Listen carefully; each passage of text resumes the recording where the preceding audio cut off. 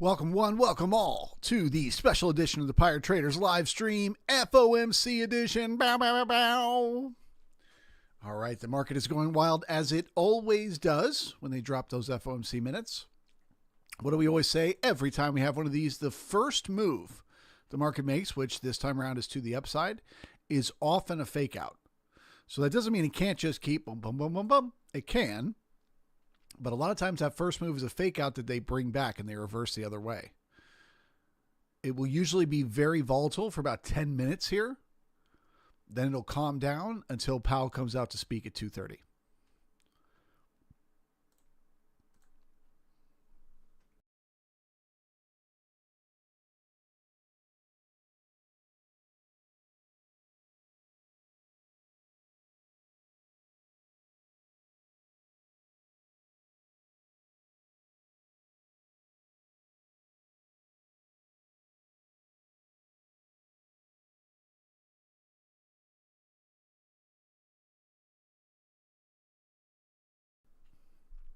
We got 40 people hanging out, 17 likes.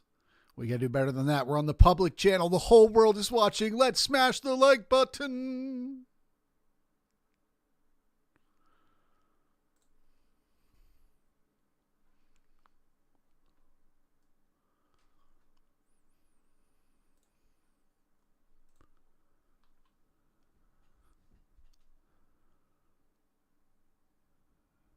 So no change in interest rates.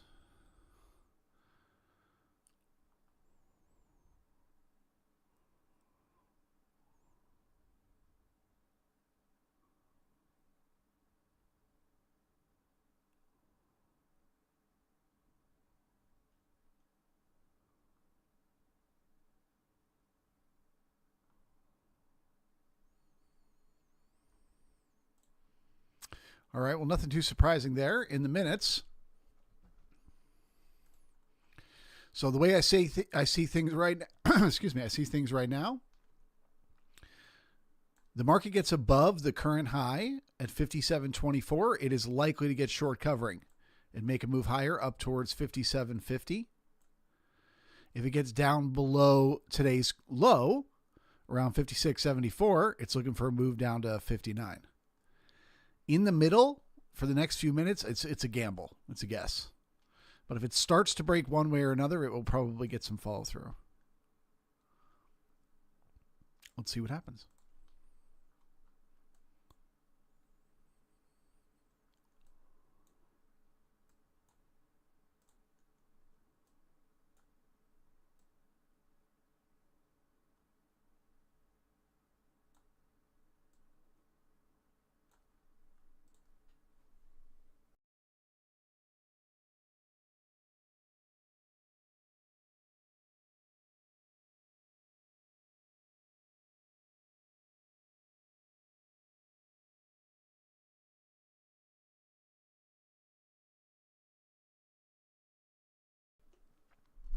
We got Mark in the house this afternoon.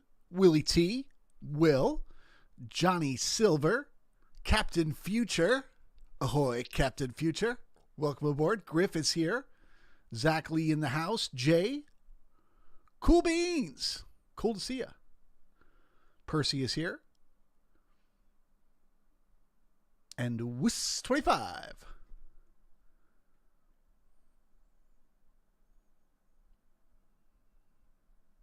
Thank you very much. Appreciate you. John H. in the house. Hi, y'all. So far, FOMC minutes, complete nothing burger. Market's like, yeah, well, okay. That's what we expected.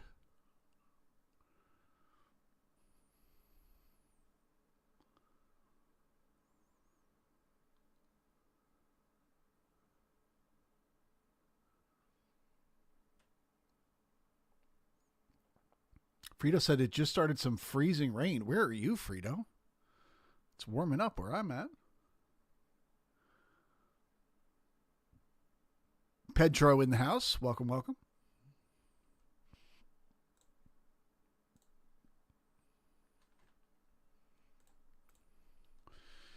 All right, so right now we're just basically laying low, waiting to see which the market breaks first. The high of the day, 57.24, or the low of the day, 56.76. Let's take a look at the NQ.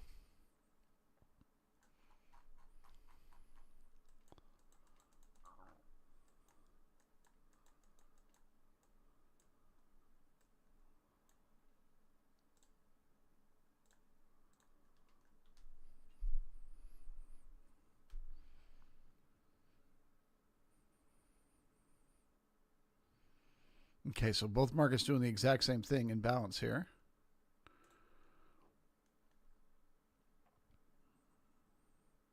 Man, I give the same read for the NQ. So a break of the low of the day at 19,710 looks for momentum further to the downside. A break of the high of the day, 19,940, look for momentum to the upside. But in the middle, thou shalt not diddle.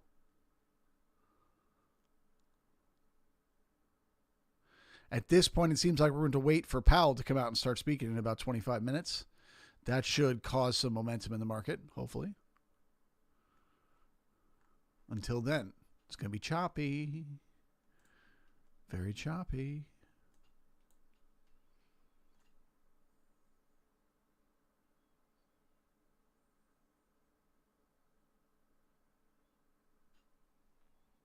Frida's in Chicago.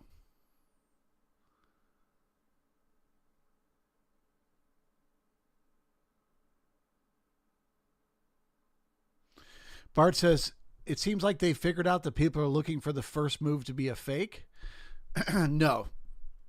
Wait till you see it. It'll happen. Probably, it didn't happen this time. This is a nothing burger time, but just wait till the day that you see it. It will be ferocious. 2 o'clock will hit. It'll go like this. It'll go boop, boop, boop, boop, boop, boop, boop, boop, boop, boop. And you'll know it when you see it. There's no way they're giving up on that game.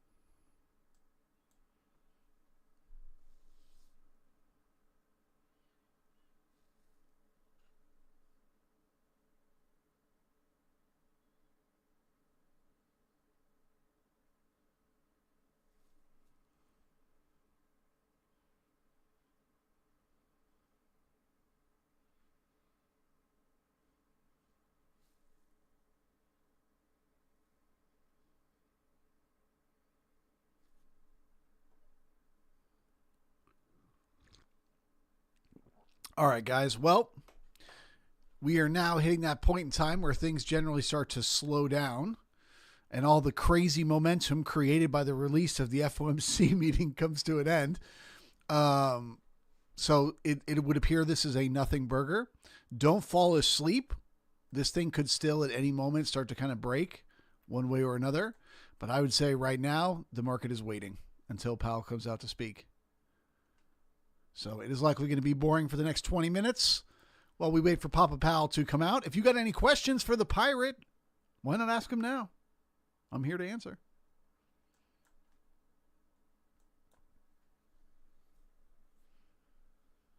And if you have not hit the like button yet, please do that.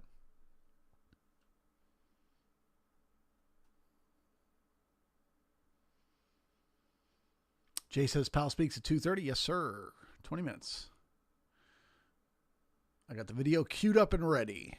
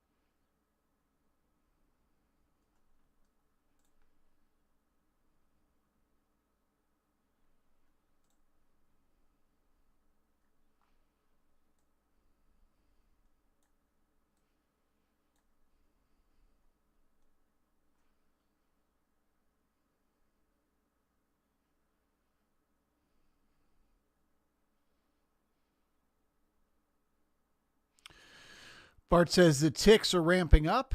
Yeah, we got a little bounce in the ticks. I'd give them a second here, though. Now that we're back up at the value area high, this is where we might start running out of buyers.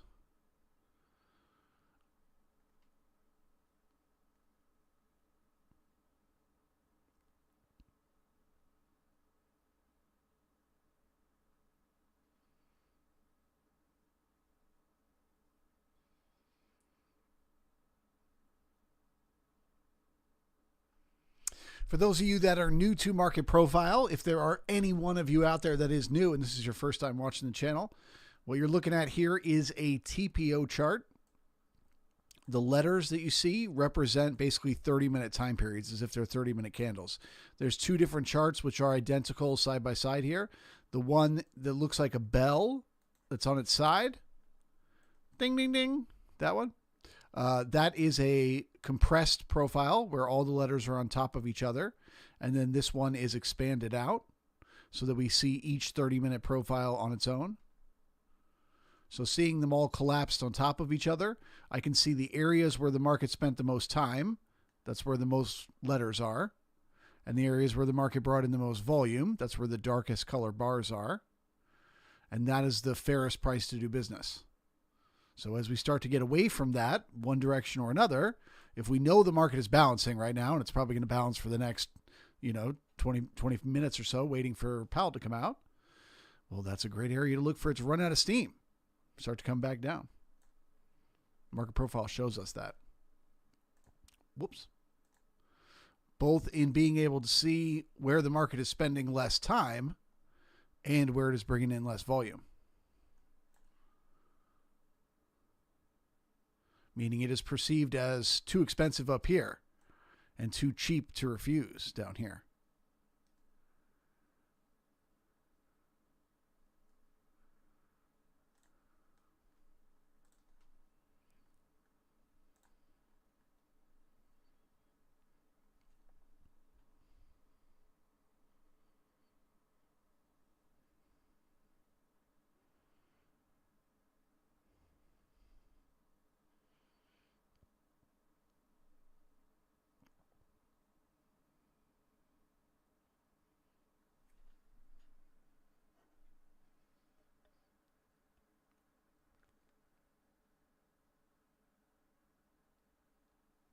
Sheena says, do I ever use gamma levels? No, I don't, but I want to incorporate that in the future.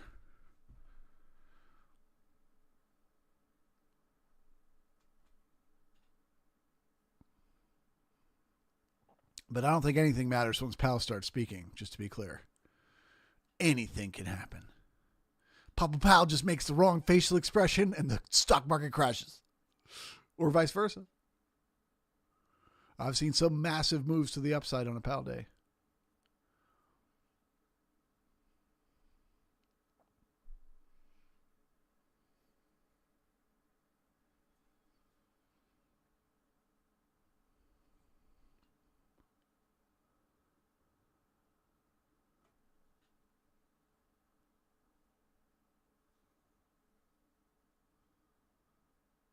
Willie T says, what's a gamma level? Dude, don't ask me to explain it.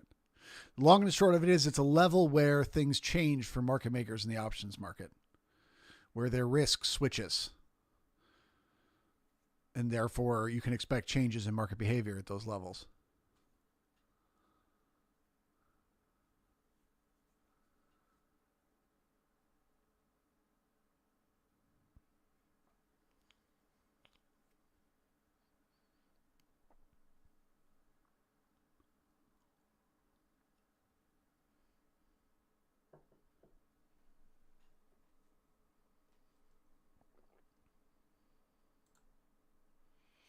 All right, well, they're poking at the highs here. I think they want to get above the poor high at 57.24. So this is a little bit bullish to see. I'll be very curious what happens once we get up there to 57.24. Do they keep it going? Start to create some short covering, some FOMO buying? Or does it just come right back down again?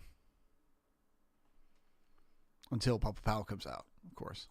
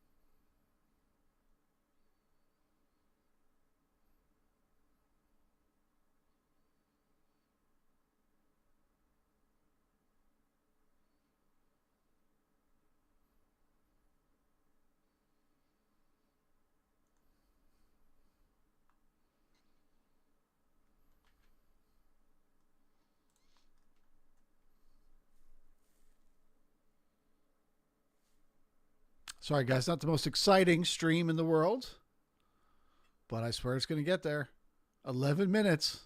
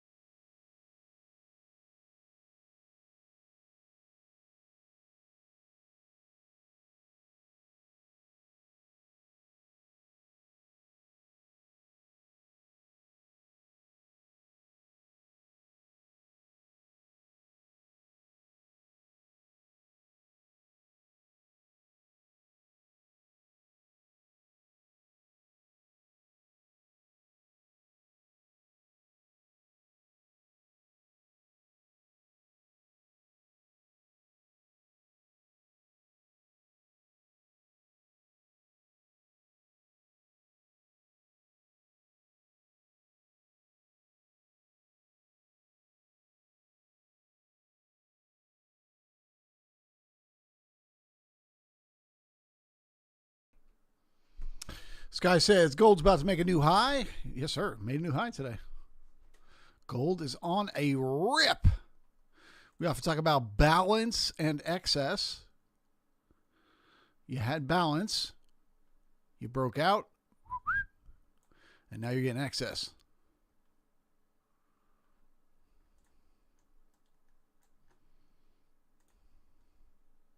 But it makes sense. It looks like from so far what came out in the FOMC minutes, economy slowing down.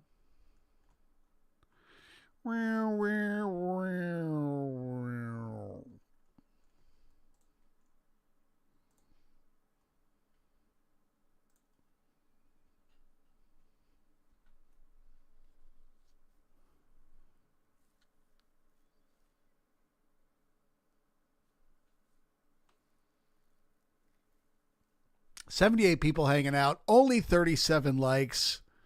I know you're listening to this right now and you're saying to yourself, why haven't I just pushed the like button? What's stopping me? And I don't understand either. It's one small push away.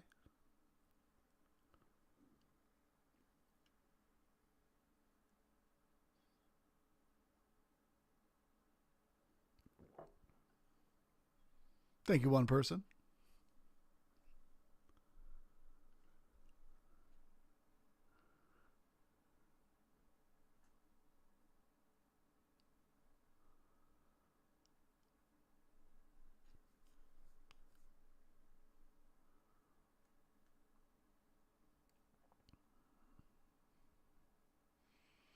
Okay, so I'm looking at the order flow right now, and the question that I'm asking myself is, can we flip the order book? So you could see this area right here between like 710 and 717. There was a lot of liquidity there to act as resistance as the market came up. Now, it all ended up disappearing and spoofing away as soon as the market got there. But the question is, can we now flip the order book? Can we start to push price back up and get the liquidity below price? So you start to get the same sort of yellow, chunks of high liquidity, but they're under price in the same place they were overpriced before. That's a flipping of the order book. If we get that, we look to go make new highs. If not, right back down to the POC.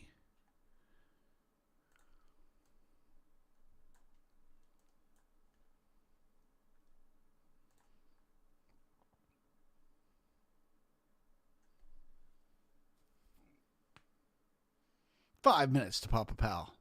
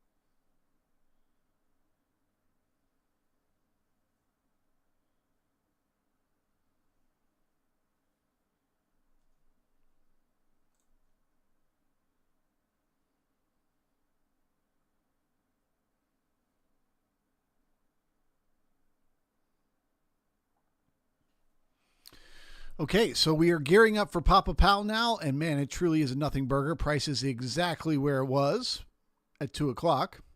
So that just tells you that this is a spring that is getting wound up here. Tighter and tighter and tighter and tighter. Maybe it's going to go nowhere. Maybe it'll just literally go nowhere. But also it might break one direction or another. So as Powell comes out and starts answering questions, I'm just going to kind of let him do the talking. If the market starts to make a move, I will let you know what I think is going to come next. But for the time being, we'll just watch Powell. Red tie, blue tie, purple tie? Let's find out.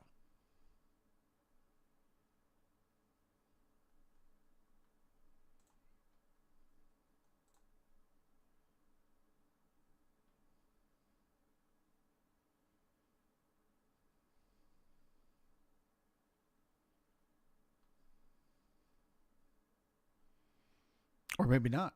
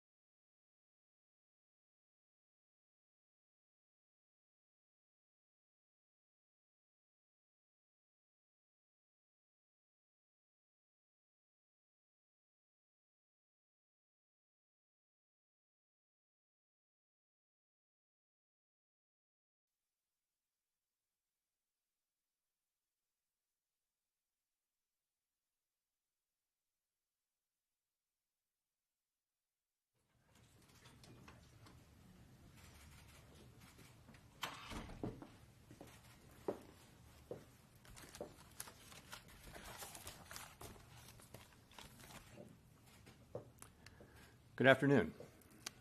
My colleagues and I remain squarely focused on achieving our dual mandate goals of maximum employment and stable prices for the benefit of the American people.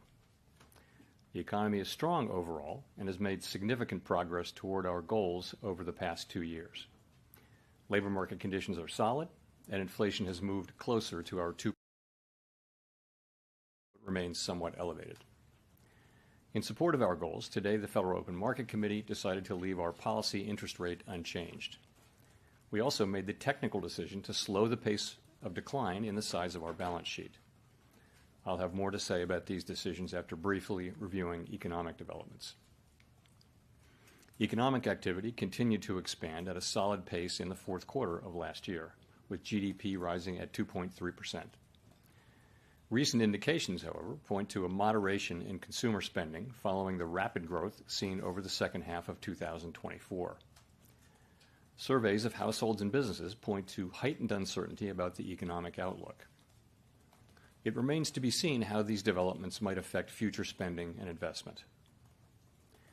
In our summary of economic projections, the median participant projects GDP to rise 1.7% this year, somewhat lower than projected in December, and to rise a bit below 2% over the next 2 years. In the labor market, conditions remain solid. Payroll job gains averaged 200,000 per month over the past 3 months. The unemployment rate. Okay, so here's that break of the high. Here's where we start to get short covering and FOMO buying and chasing, or we don't. Let's see what happens. Several months. Wages are growing faster than inflation and at a more sustainable pace than earlier in the pandemic recovery. Overall, a wide set of indicators suggests that conditions in the labor market are broadly in balance. The labor market is not a source of significant inflationary pressures. The median projection for the unemployment rate in the SEP is 4.4% at the end of this year and 4.3% over the next 2 years.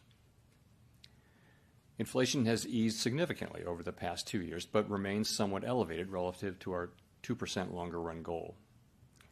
Estimates based on the Consumer Price Index and other data indicate that total PCE prices rose 2.5% over the 12 months ending in February, and that excluding the volatile food and energy categories, core PCE prices rose 2.8%.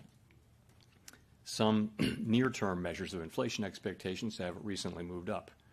We see this in both market and survey-based measures, and survey respondents, both consumers and businesses, are mentioning tariffs as a driving factor. Beyond the next year or so, however, most measures of longer-term expectations remain consistent with our 2% inflation goal. The median projection in the SEP for total PCE inflation is 2.7% this year and 2.2% next year, a little higher than projected in December. In 2027, the median projection is at our 2% objective. Our monetary policy actions are guided by our dual mandate to promote maximum employment and stable prices for the American people. At today's meeting, the committee decided to maintain the target range for the federal funds rate at 4.25% to 4.5%. Looking ahead, the new administration is in the process of implementing significant policy changes in 4 distinct areas: trade, immigration, fiscal policy, and regulation. It is the net effect of these policy changes that will matter for the economy and for the path of monetary policy. While there have been recent developments in some of these areas, especially trade policy, uncertainty around the changes and their effects on the economic outlook is high. As we parse the incoming information, we're focused on separating the signal from the noise as the outlook evolves. As we say in our statement, in considering the extent and timing of additional adjustments to the target range for the federal funds rate, the committee will assess incoming data, the evolving outlook, and the balance of risks. We do not need to be in a hurry to adjust our policy stance, and we are well positioned to wait for greater clarity. In our SEP, FOMC participants wrote down their individual assessments of an appropriate path for the federal funds rate based on what each participant judges to be the most likely scenario going forward. An admittedly challenging exercise at this time in light of considerable uncertainty. The median participant projects that the appropriate level of the federal funds rate will be 3.9% at the end of this year and 3.4% at the end of next year, unchanged from December. While these individual forecasts are always subject to uncertainty, as I noted, uncertainty today is unusually elevated. And of course, these projections are not a committee plan or a decision. Policy is not on a preset course. As the economy evolves, we will adjust our policy stance in a manner that best promotes our maximum employment and price stability goals. If the economy remains strong and inflation does not continue to move sustainably toward 2%, we can maintain policy restraint for longer. If the labor market were to weaken unexpectedly or inflation were to fall more quickly than anticipated, we can ease policy accordingly. Our current policy stance is well positioned to deal with the risks and uncertainties that we face in pursuing both sides of our dual mandate. At today's meeting, we also decided to slow the pace of decline in our balance sheet. Since we began balance sheet runoff, our securities holdings have declined by more than $2 trillion. While market indicators continue to suggest that the quantity of reserves remains abundant, we have seen some signs of increased tightness in money markets. Beginning in April, the monthly cap on Treasury redemptions will be lowered from $25 billion to $5 billion. Consistent with the committee's intention to hold primarily Treasury securities in the longer run, we are leaving the cap on agency securities unchanged. This action has no implications for our intended stance of monetary policy and should not affect the size of our balance sheet over the medium term. The committee also continued its discussions as part of our 5-year review of our monetary policy framework. At this meeting, we focused on labor market dynamics and our maximum employment goal. As we have indicated, our review will include outreach and public events involving a wide range of parties, including Fed Listens events around the country and a research conference in May. Throughout this process, we will be open to new ideas and critical feedback, and we will take on board lessons of the last 5 years in determining our findings. We intend to wrap up the review by late summer.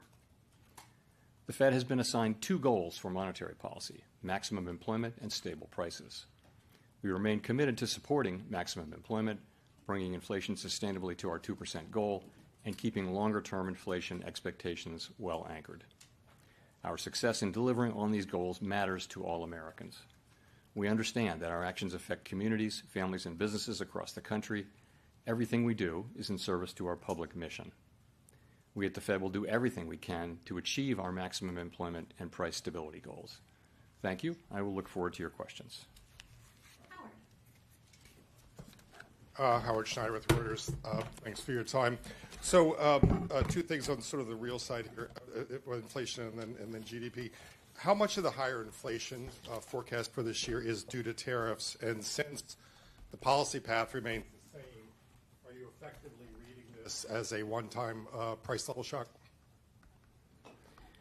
Okay, so how much of it is tariff? So let me say that it is going to be very difficult to have a precise assessment of how much of inflation is coming from tariffs and from other, and that's already the case. You may have seen that goods inflation moved up pretty significantly in the first 2 months of the year. Trying to track that back to actual tariff increases, given what was tariffed and what was not, very, very challenging. So some of it, the answer is clearly some of it. A good part of it is coming from tariffs, but we'll be working, and so will other forecasters, to try to find the best possible way to separate non-tariff inflation from tariff inflation. In terms of your sort of looking through question, too soon to say about that. As I've mentioned, it can be the case that it's appropriate sometimes to look through inflation if it's going to go away quickly without action by us, if it's transitory, and that can be the case in the case of tariff inflation. I think that would depend on the tariff inflation moving through fairly quickly, and it would depend critically as well on inflation expectations being well anchored, longer-term inflation expectations being well anchored. Well, I guess I'm looking at the out years here, and the fact that the policy path doesn't change at all, and inflation is unchanged in the out years also. Doesn't that imply you all have basically decided that there is no signal here, and that it's just we're back to transitory again? So I think that's kind of the base case, but as I said, we really can't know that. We're going to have to see how things actually work out. And the fact that there wasn't much change, I think that's partly because you see weaker growth but higher inflation. They kind of offset, and also, frankly, a little bit of inertia when it comes to changing something in this highly uncertain environment.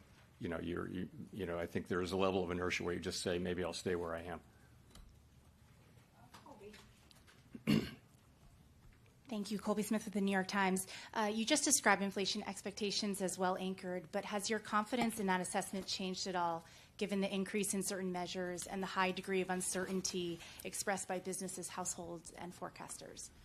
So on inflation expectations, of course, we do monitor inflation expectations very, very carefully, basically every source we can find, and short-term, long-term, households, businesses, forecasters, market-based. And I think the picture broadly is this. You do see increases widely in short-term inflation expectations, and people who fill out surveys and answer questionnaires are pointing to tariffs about that. If you look in the survey world, if you look a little further out, you really don't see much in the way of an increase. Longer-term inflation expectations are mostly well anchored. If you look at the New York, for example. Then you have market-based, and it's the same pattern. People in markets are pricing in break-evens.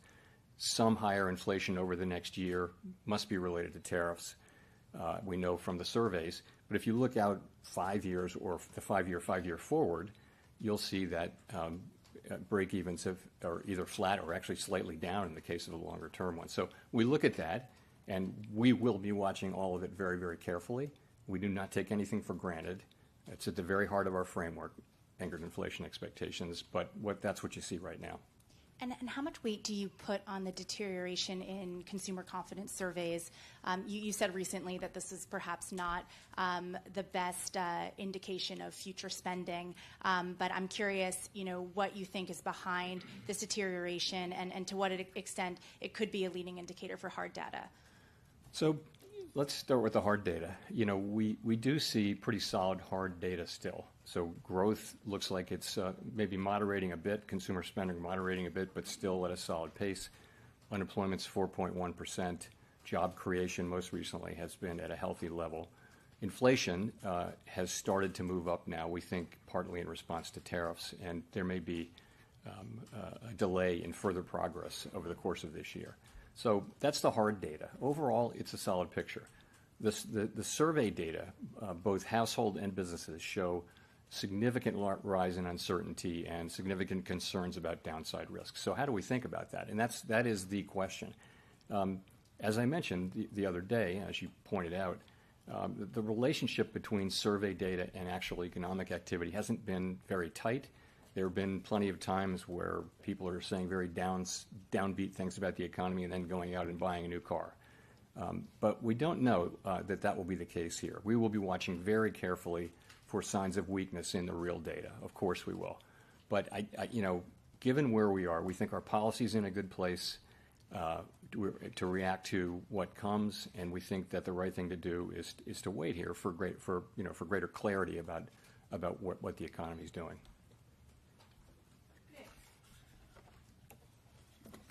Nick Timmeros, The Wall Street Journal.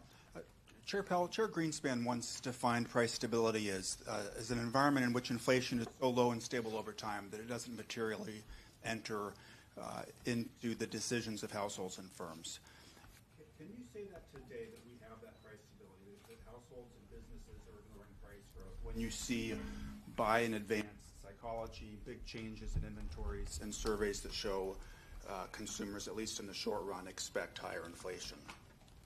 So I do like that definition a lot. In fact, I used it at the recent conference where I spoke. So I think a world where people can make their daily economic decisions in businesses and they're not having to think about the possibility of significantly high inflation. We know inflation will bounce around. That is price stability.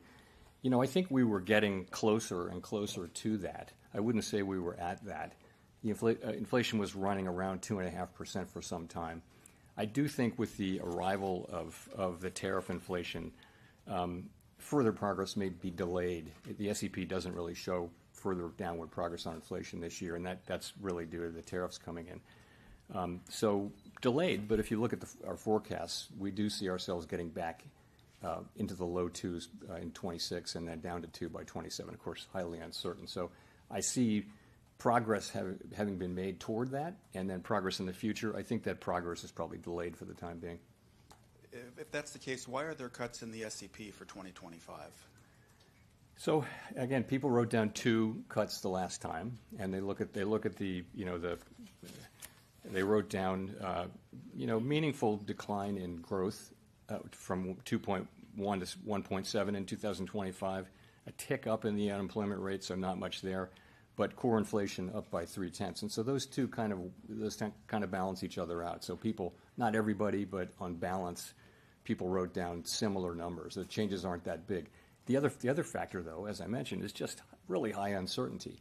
What would you write down? I mean, it's really hard to know how this is going to work out.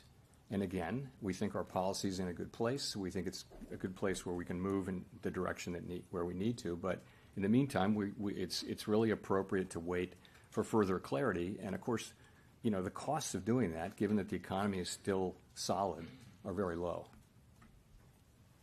Edward.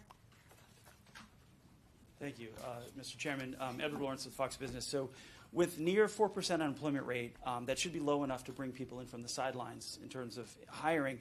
But we're seeing the hiring rates have been stuck at 2023, 2024 levels. So what's going on there?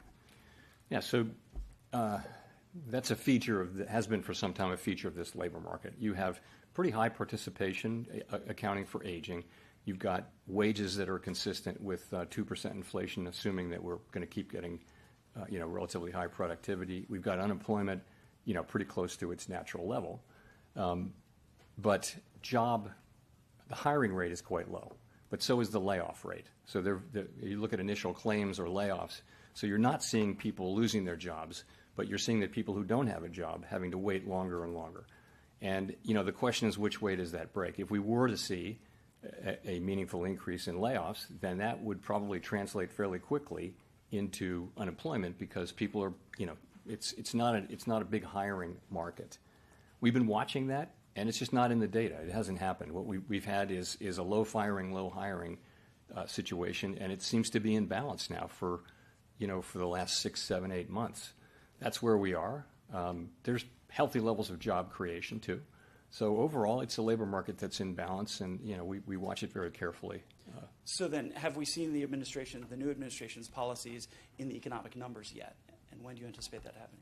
In labor or in other? In labor and inflation, just across the economy, have we started to see the new policies take effect in the numbers?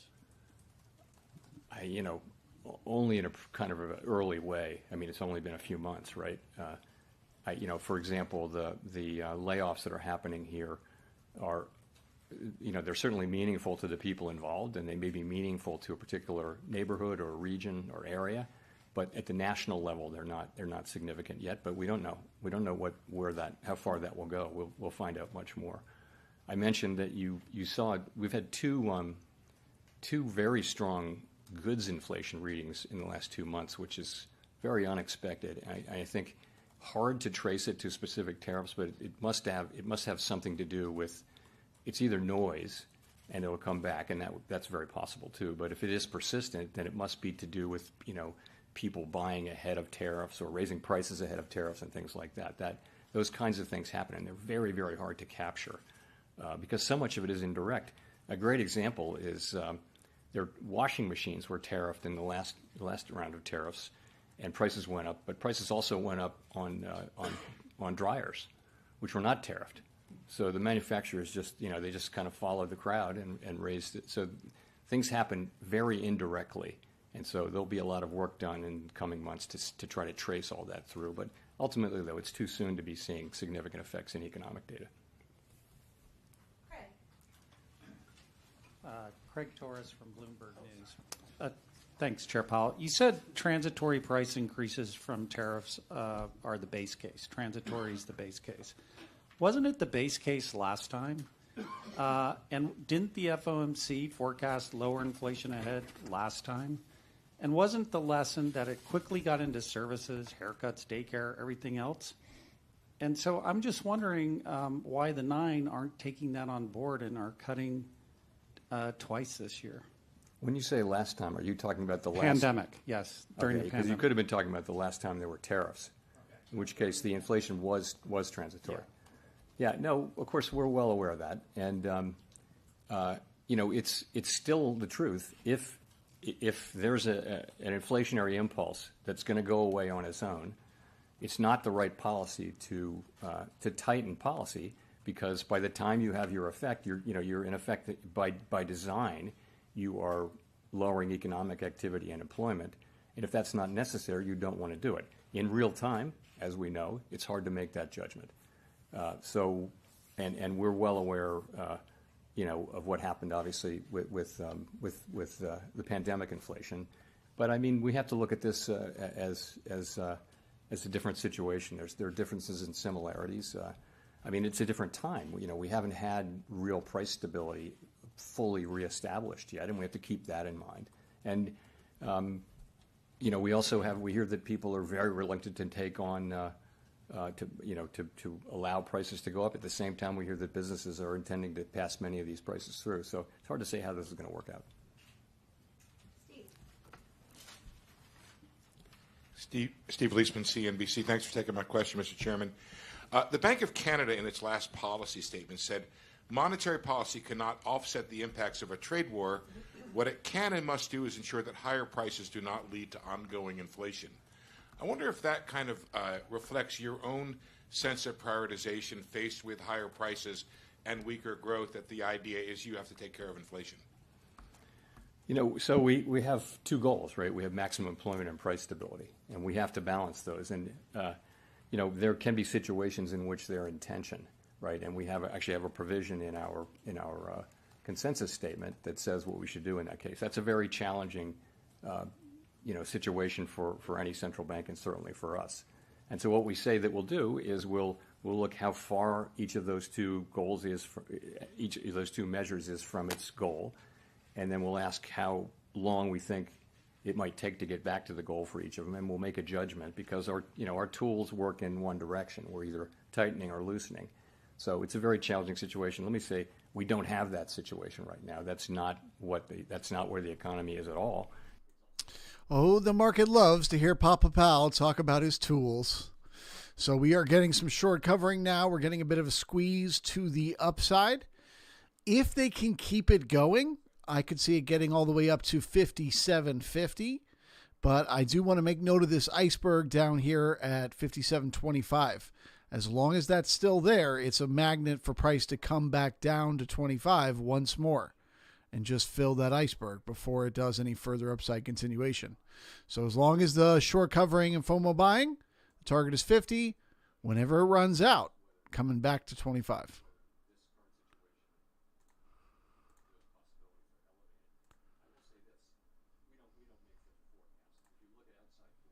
Forecasters have generally raised, a number of them have raised their possibility of a recession somewhat, but still at relatively moderate levels, still in the region of the traditional, because they were extremely low. If you go back 2 months, people were saying that the likelihood of a recession was extremely low. So has moved up, but it's not high.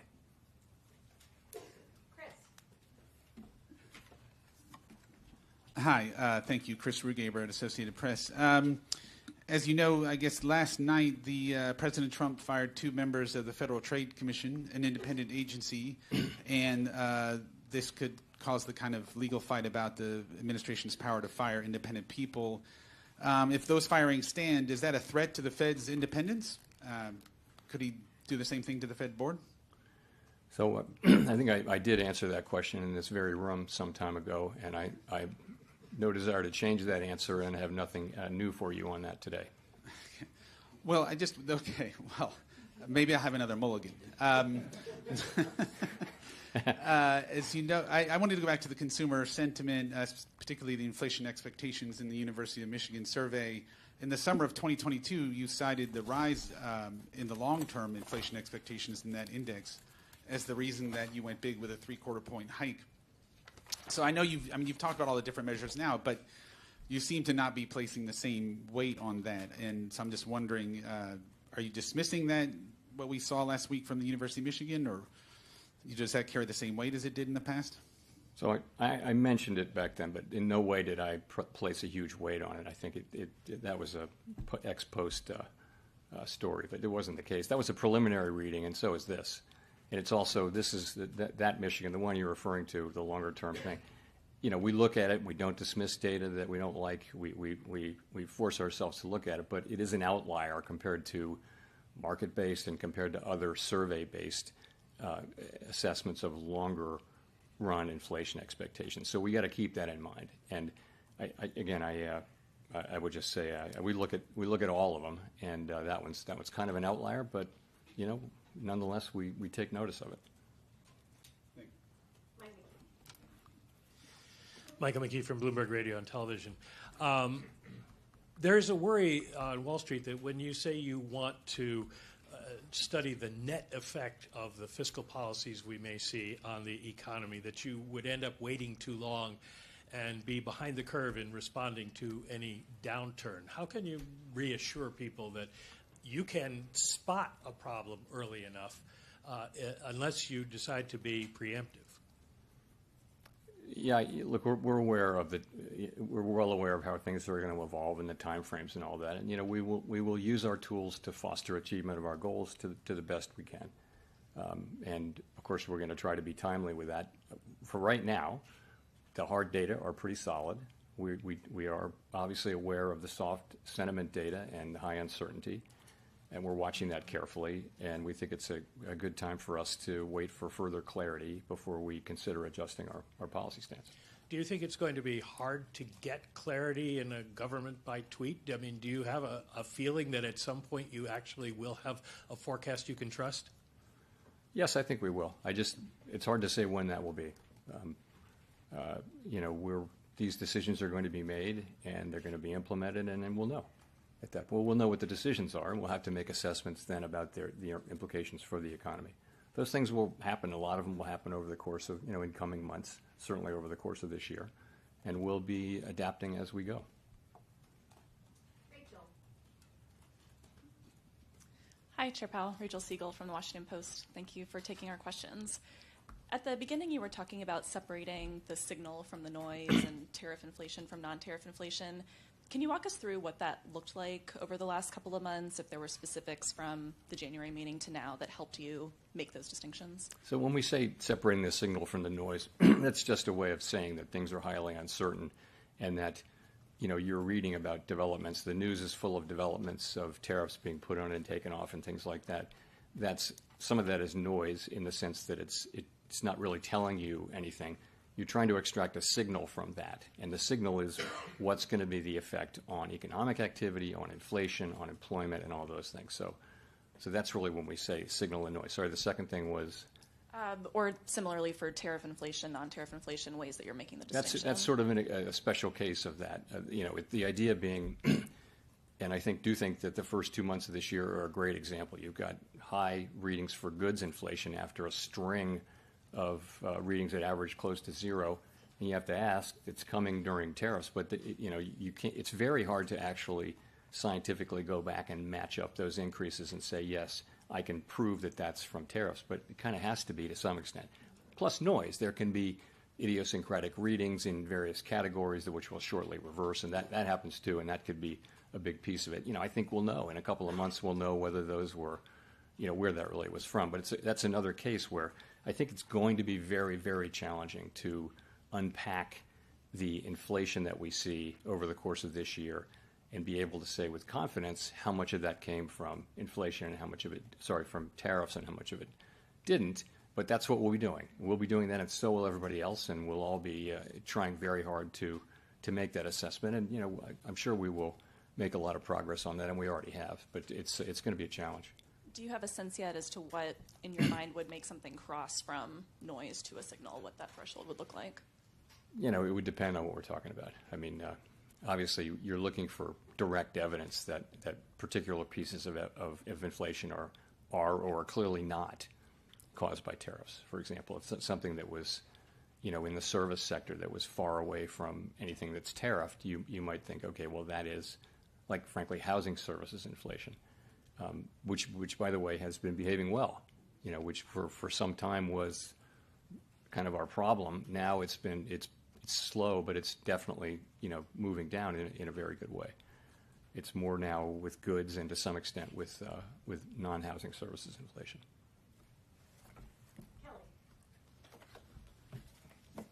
Thanks for taking our questions, Chair Powell. Kelly O'Grady, CBS News. So consumer sentiment has dipped dramatically, but you say the economy and the hard data is still solid. What is your message to consumers that clearly disagree and don't feel that strength? Because the hard data they're looking at is their grocery bill. Okay, so a couple things. The grocery bill is about past inflation, really. There was inflation in 21, 2, and 3, and prices went up. The current level, it's not the change in prices. It's they're unhappy, and they're not wrong to be unhappy that prices went up quite a bit, and they're paying a lot for those things. So I think that is the fundamental fact, and has been for a long time, a couple of years, why people are unhappy with the economy. It's not that the economy is not growing. It's not that inflation is really high. It's not that unemployment is high. It's none of those things. We have 4.1% unemployment. We've got 2% growth, and it's a pretty good economy. But people are unhappy because of the price level, and we completely understand and accept that. And just to follow up, why are you still projecting 2 rate cuts this year if your own projections show inflation higher for longer? Does that mean you see a slowdown in economic growth as a real threat? So I think remember we came into this with, at the December meeting, the median was 2 cuts, the median was. And so you come in and you see, broadly speaking, weaker growth but higher inflation. And they kind of balance each other out. So you think, and unemployment is there's really only a 1/10 change. So there's just not a big change in the forecast. There really isn't. Modest, meaningfully higher growth and meaningfully higher inflation, which call for different responses, right? So they cancel each other out, and people just said, okay, I'm going to stay here. But the second factor is it's so highly uncertain. Is just, we're sitting here thinking, and we obviously are in touch with businesses and households all over the country. We have an extraordinary network of contacts that come in through the reserve banks and put in the beige book, and also through contacts at the board.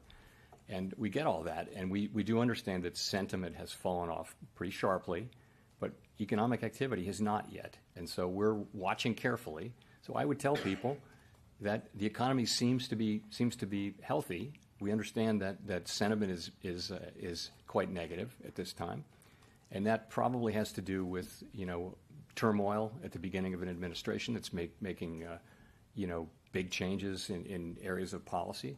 and that's probably part of it. I do think the underlying unhappiness people have about the economy, though, is more about the price level. Victoria. Hi, Victoria Guido with Politico. I wanted to ask, first of all, if you could clarify. You were talking about how tariffs were a good part of the uptick in the inflation forecast, and I was just wondering what that specifically refers to. Is that the tariffs that have already been put in place? Is that anticipating some of the tariffs that might be coming on April 2nd? And then also, if you wouldn't mind, talking a little more about the balance sheet decision and what drove that. Did that have anything to do with expectations of how the debt ceiling, raising the debt ceiling, might affect the reserve supply? Yeah. So in the SEP, you'll see that there's not further progress on core inflation this year. We're kind of flatlining, going sideways. We don't ask people to write down how much of this is from tariffs and how much of it is not. But some of it is from tariffs. We know that tariffs are coming in. We know that they're probably already all forecasters have tariff inflation affecting core PCE inflation, core CPI inflation this year, without exception. I'm not aware of an exception. So it's in there. I can't tell you how much of that it is. In terms of the balance sheet, so yeah, I think, I guess the way I'd say it is, it was the flows in and out of the TGA that got us thinking about it. But as we thought about it, we really came to the view that this was a good time to make the move that we made. And broadly, committee that came around to the view that we would do the same thing we'd already done, which is I guess in June, was it June? Whenever it was, we lowered the pace of QT, and we're just going to do that again. We're going to cut it roughly in half. And the sense of that is, if you're cutting the pace of QT roughly in half, then the runway is probably doubled. Okay, so it's going to be slower for longer, and people really like that. People thought that's a good idea. It's like a plane. You can think of it like a plane coming in for a landing. As we get closer, and we by the way, we still think that reserves are abundant, although you begin to see some of the things we look at begin to react a little bit, but we still think that they're abundant. And of course, now the TGA is emptying out, so reserves are higher now, so you can't really see the underlying signal. So we came around to the view, and it had a lot of appeal, and so we did it. It has no implications at all for monetary policy. It has no implications at all for the ultimate size of the balance sheet. It isn't sending a signal in any hidden way that you can try to tease out. It's just not there. All right, so we've taken out that volume point of control, and we are still bringing in more buyers here at the highs. So that is a sign that the momentum is not over to the upside. The next target is testing the high from the 17th at 57.60. There is resistance just above there in this large volume node around 65. If they can poke through that, then the next target is 70, and after that, 91. And it might not feel like the market could get to 91 today, but it could. If we keep squeezing the shorts and bringing in more FOMO buyers, it will shock you how far they can push it. Let's see what happens at 65.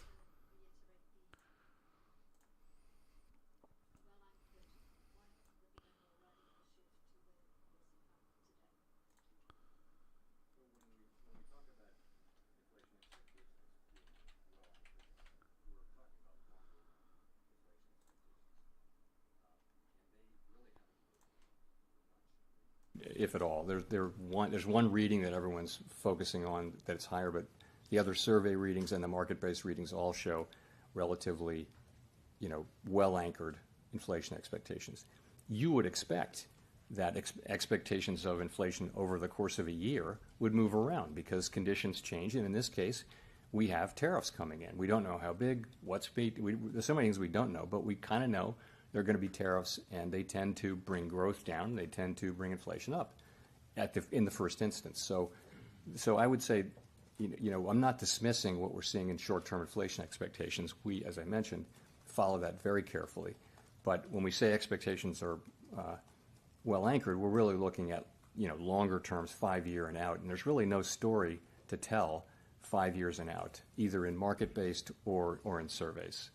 but we'll watch it. I mean, we're not, we're not going to miss any evidence that longer term or medium term inflation expectations are moving.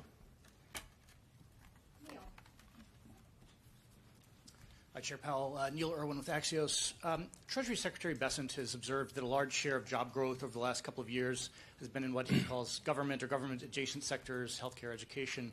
Do you agree that there's some weakness in underlying private job growth, and do you see the composition of job growth as something that has policy implications?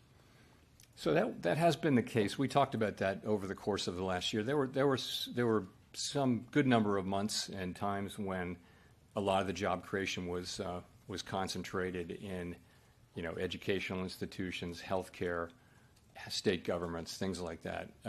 There were also times when private sector job growth has been moving in a healthy range. I mean, they're all jobs, but and remember, we're at very low unemployment for quite a time now. So I think it's a good labor market, but it's something that we monitor carefully. From our standpoint, employment is employment. But the elected government is entitled to have, we don't have policies that address different kinds of employment, but the elected government has a different role, and they can have those. Can I do a quick QT question? Does the committee envision at some point tapering the MBS runoff as well? I think tapering it. I don't know. There's no plan to do that. At a certain point, we'll stop runoff. And we may or may not stop MBS runoff, though, because we want to stop runoff in net at some point. We haven't made any decisions about that. We want the MBS to roll off our balance sheet. We really strongly desire that. So, but we haven't made any decisions about that. I think we'd look carefully at letting that keep going, but hold the overall size of the balance sheet in constant at some point, a point that we're not out yet. Simon Rabinovich with The Economist. Thank you, Chair Powell. Several times today you've said that you feel you're well positioned to wait for greater clarity. At the same time, you could point to quite a few growth risks at the moment. We've seen a stock market that's gone quite wobbly, rapidly cooling housing sales, plunge in confidence surveys. Today, not only did the S&P mark down the growth outlook, 17 of 19 see risks to the downside. So my question is, how confident are you that you're well positioned, or is that one more thing that you're uncertain about? I'm confident that we're well positioned in the sense that we're well positioned to move in the direction we'll need to move. I don't know anyone who has a lot of confidence in their forecast. I mean, the point is we are at we're at a place where we can cut, or we can hold what is clearly a restrictive stance of policy. And that's what I mean. I think that's well positioned. Forecasting right now, forecasting is always very, very hard. And in the current situation, I just think uncertainty is remarkably high. And sorry, standing here today, would you be surprised to pivot back towards rate cuts in May? I think we're not going to be in any hurry to move. As I mentioned, I think we're well positioned to wait for further clarity and not in any hurry.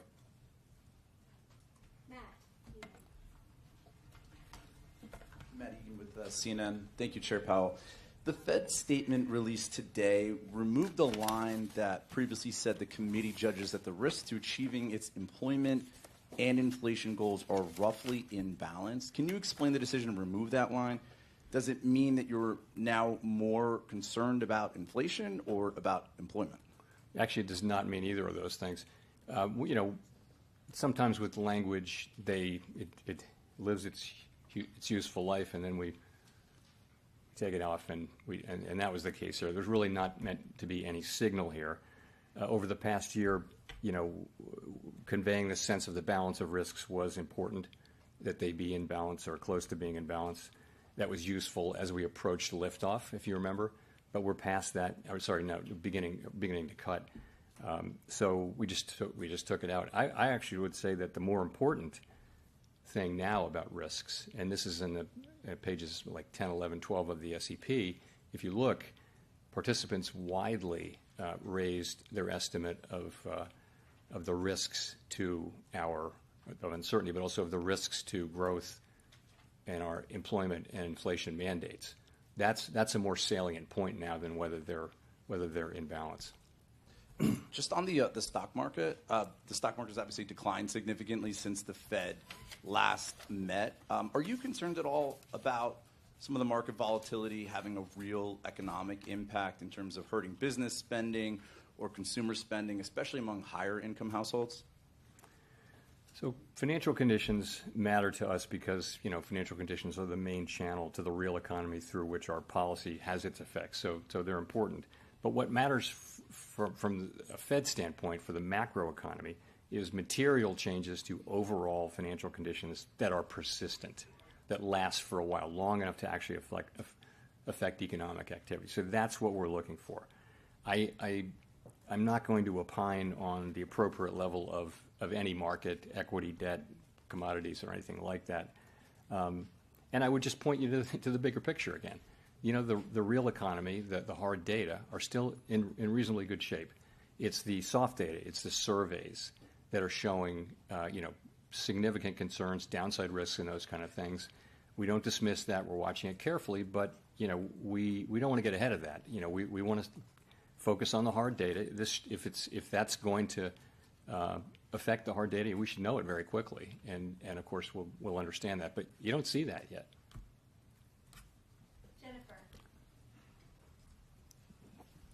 Thank you, Chair Powell. Jennifer Schonberger with Yahoo Finance. As you look to navigate higher inflation and lower growth, the Fed has talked about heeding the lessons from the 1970s.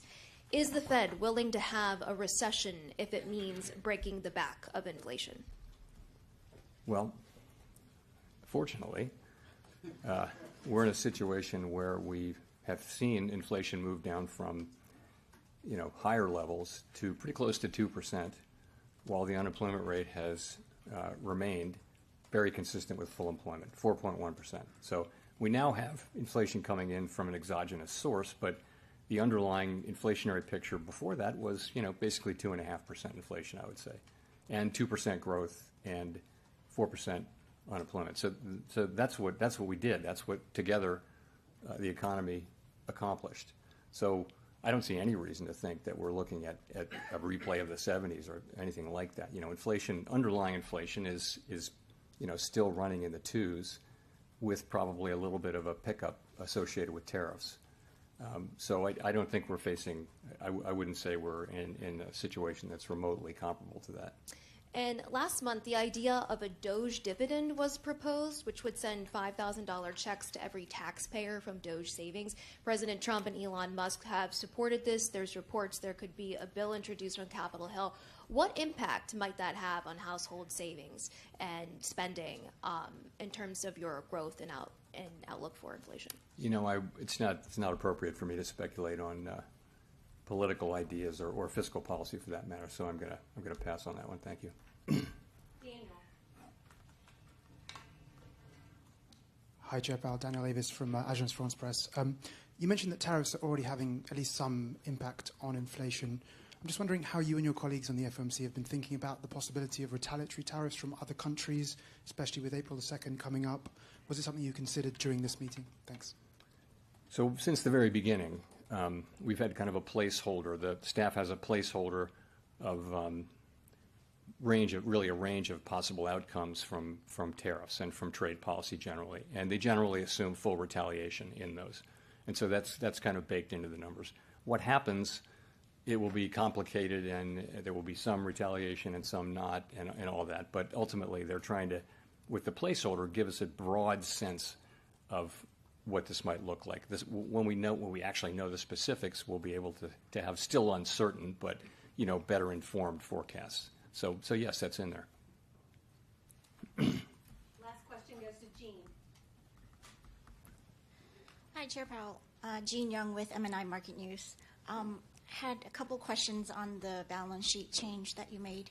So the minutes had initially described your discussion on slowing QT as temporary until the debt ceiling is resolved. But from what you said earlier, it doesn't sound like there's a desire to kind of regain the pace of QT that we have at the moment after the debt ceiling is resolved. Is that the case?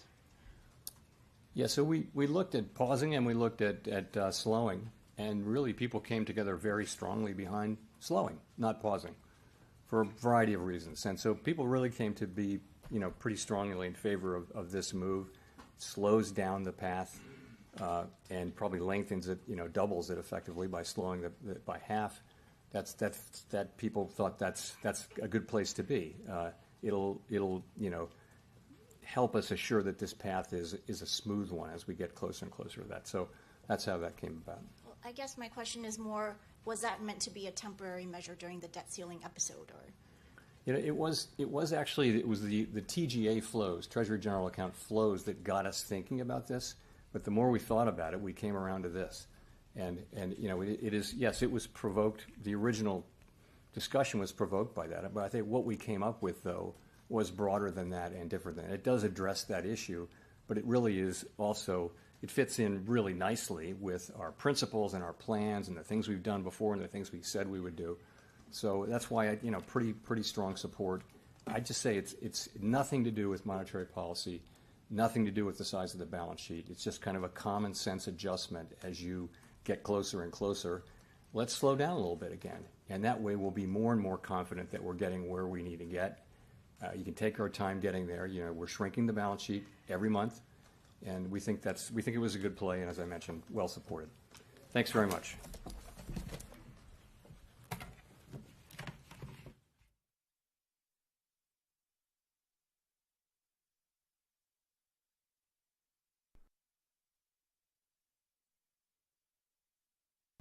Alrighty then, that is all for Papa Powell, and probably all for our pump for now. The market moved right to that old high volume POC that they had not tested before. I would consider the current high to be weak because they reversed so exactly at that level. But obviously, this short covering was more a reaction to Powell. So I think it's probably over. So I suspect the market is either going to do one of two things for the rest of the day. It is either going to grind around up here in the upper end of the range, in which case at some point it should poke up and make a new high in the M period, or it's going to pull back down towards the point of control at 57.07. If it's going to pull back down to the point of control, the first thing it will do is start to backfill these single prints we left behind in the K period, and then they will not turn the base of those single prints at 57.25 into support. If they turn the base of the singles into support, that's the stay up here and rotate. If they don't, that's the back to the POC. The market is in balance on a slightly longer term basis, and I don't think we quite made a higher weekly high yet. Let me take a look.